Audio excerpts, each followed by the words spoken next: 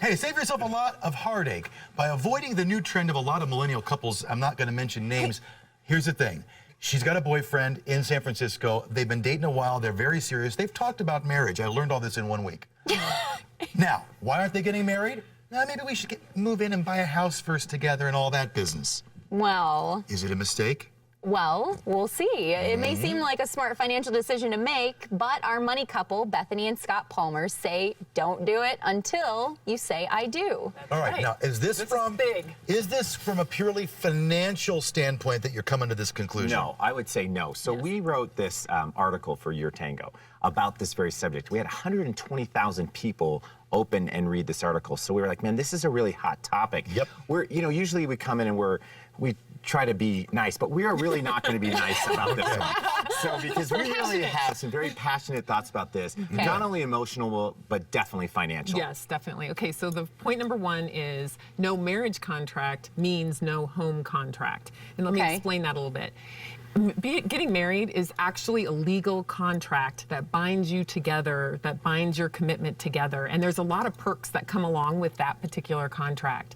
Now, if you actually sign a home ownership contract and you don't have the marriage contract, it can be so messy financially. If you were to break up or if you were to something, break up, there's nothing to protect you because you are not married.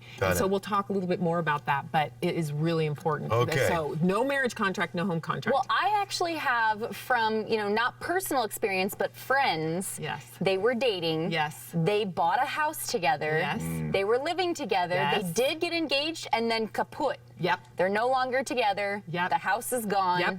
We're going to talk is about that. Yes, we're going to talk about that. It's a total disaster. Yes, total disaster. So the second point is that if you're going to buy a house together, you are basically married to your partner's credit. If you do that, even though you're not married. Yes. So you're acting like you're married, but now you've got this credit. And this is, I wanted to read this because I didn't want to mess it up. But according to Realtor.com, if one party defaults on the loan, it affects each borrower's credit score negatively and could lead to foreclosure when you break up, which drops your credit score between 100 and 300 points and can negatively affect it for 7 years. So here's the worst case scenario.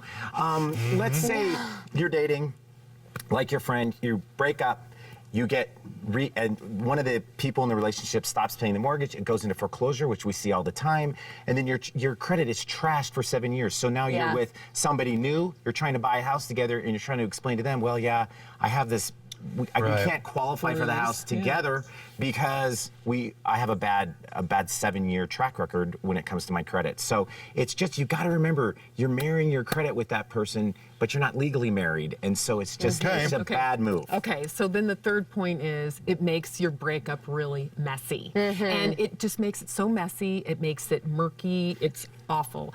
Here's the thing, if you buy a house together and you do break up, then you've got not like you're not heartbroken enough, now you've got all the financial things. You've got to break it apart. Who's going to live there, who isn't? Let's say somebody invested a sprinkler system or paint into it, now how much do they get in the sale, in the proceeds of the sale? So it just makes it so messy.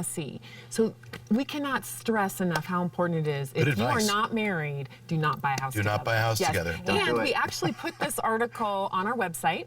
And we have a special place for everyday viewers. If you go on the top menu on the right-hand side, I think they're going to actually bring it up. There it is. On the right-hand side there in the top for everyday viewers, it says, click there and you'll get the full article. Be sure to pass that along to people who are considering it and so on and so forth. Go to the website, themoneycouple.com. It's a great resource.